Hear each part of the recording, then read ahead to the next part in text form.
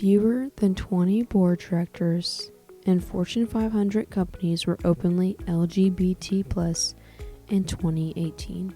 This is according to Quorum, Out Leadership's LGBT+ Board Diversity and Disclosure Guidelines. Catalyst, what is it covering?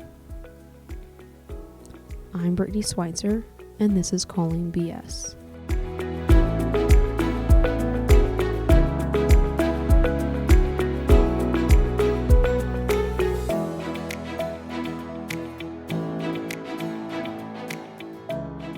Hello and welcome back to Calling BS. I'm Brittany Schweitzer, and I have a story to share from an anonymous person who submitted their story through the website. And here's his story. I am an out and proud gay man. I have never made a secret of my sexuality. I've never hidden it, and I've never pretended to be something that I am not. I have experienced my fair share of discrimination throughout my life. Now that I'm in my late 30s, I was shocked to still be experiencing that feeling of being different or in some way not equal that I experienced in my younger years. This story happens at the end of 2018. I worked at a very well-known organization and my position was very public. I was married to the love of my life, my absolute soulmate. My husband would come to see me at work and sometimes bring me lunch or gifts. He was friendly with my coworkers, everyone loved him. We never made any secret of the fact that we were happily married. Unfortunately, my husband passed away in August of 2018. It was sudden, unexpected, and something that I still wrestle with today, almost 2 years later. When my husband passed away, I obviously had to take time off work. I went through all the steps to do this. I submitted my request for bereavement leave and it was approved. And I thought that was the end of it. In the days following my husband's passing, I was consumed with arrangements for his end-of-life wishes. There was newspaper obituary, contacting people in his family and his friends, insurance companies, lawyers, all the things that everyone has to deal with when their spouse passes away. I was not thinking of my job since I submitted my time off request, and that should have been the end of it. In the midst of these arrangements, I was also grieving, and I don't know how I was functioning at all. I was completely devastated and just going through the motions because they were necessary. Less than a week after my husband died, I got a phone call from my job's payroll department. They were calling about my bereavement leave. They said they needed to see my marriage certificate and my husband's death certificate. At the time, I didn't think much of it because this was not a process I was familiar with. And as far as I knew, this was normal. Everything at the time was so uncomfortable and awful that I didn't think twice about giving copies of my paperwork to my job. I offered to email a picture and they said they needed me to bring in the original so they can photocopy it for the administration office. This part did sound strange and definitely was something that I didn't want to spend my time doing. My whole life just evaporated.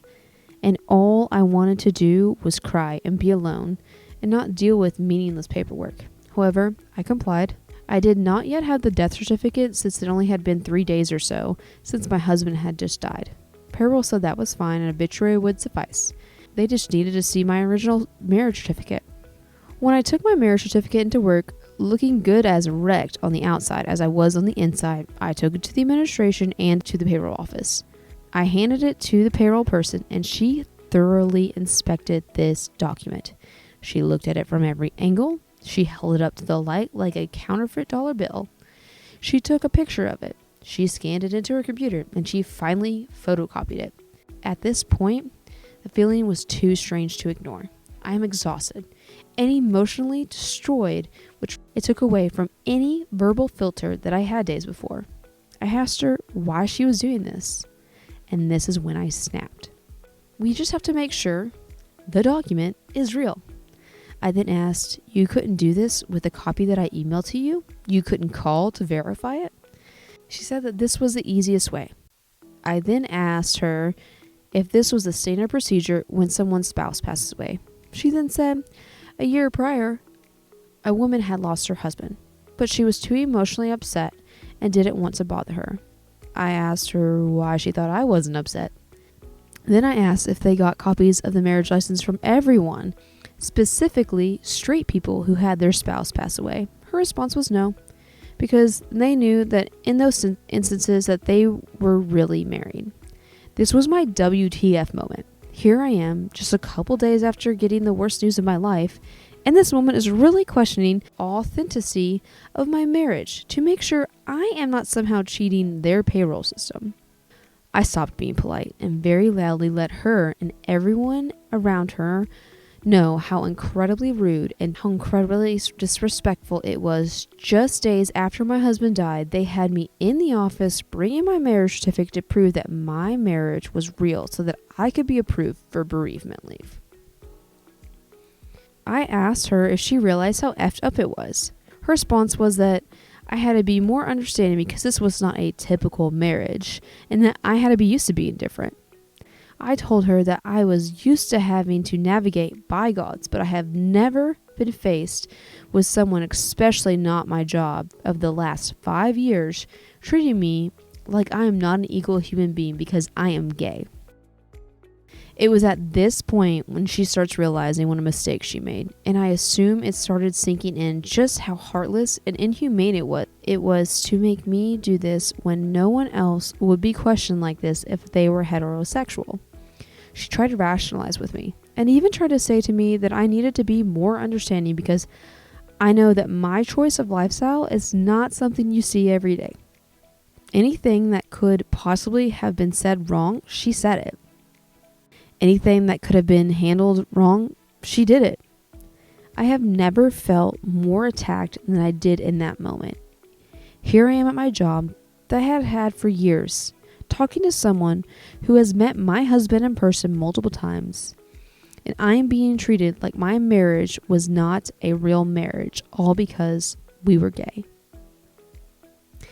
There was a big divide at my job after that. When I returned from bereavement leave, I received apologies from my executive, and the company started hosting mandatory diversity workshops focused on LGBTQ people. I suppose something good did come of it, but it was the most heartless and heartbreaking thing that I have ever experienced. I no longer work for that company, and I'm curious if there's other people that experience discrimination like me.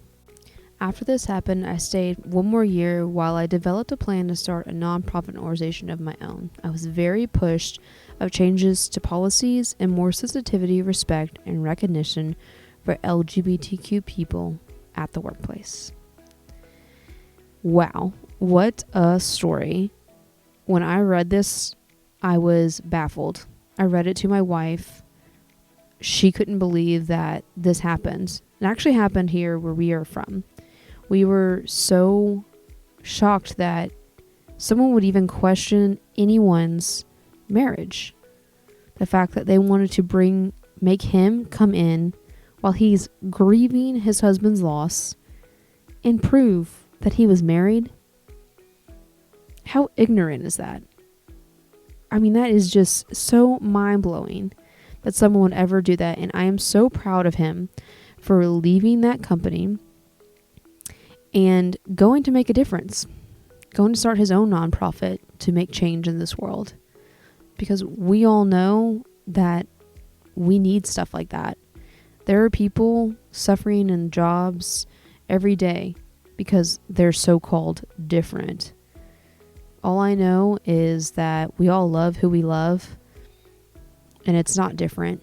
You can love a man, you can love a woman, you can love anybody, no matter what. What does it matter? And who they're married to is up to them. And to try to tell somebody that their marriage is different and their lifestyle is different, so they need to be more understanding. I think people need to learn in the other way that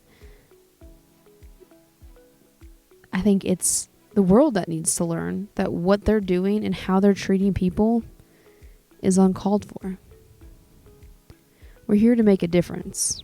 We're here to make people feel valued and worthy of their well-being, we're here to make people feel good, make people feel valued, and to do that to somebody breaks my heart. There's a lot of change that still needs to happen. We're in 2020 and this was only 2 years ago that this happened to this. And there's other stories like this, I'm sure. So if you have a story that you want to share and let other people hear what you have to say, submit it to me and I will gladly share it. I can keep it anonymous. I don't have to tell people who you are or where you work. It's completely up to you. And you can submit them at our website at www.imcallingbs.com. You're calling me to share your story. That's what it's all about. Spreading your opinion, spreading your story so others can feel connected. Just like this man.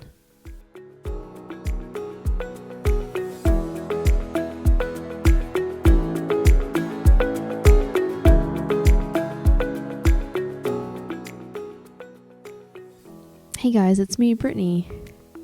As we get closer to June, which is Pride Month, I have decided that I am going to do 2 things during this month. I would love to have an episode every week, and so we will not be every 2 weeks in June. You'll get an episode every week from me. Along with that, I also want to help nonprofits and organizations. So I will be sharing some nonprofits to donate to on social media and possibly on my website. It's still all in the works. So stay tuned to our social media pages to see who to donate to and what organizations will be helping out. So reminder, 2 things. Every Thursday I will have an episode in June, and donations for all nonprofit organizations that are helping the LGBTQ community. Happy Pride Month, y'all.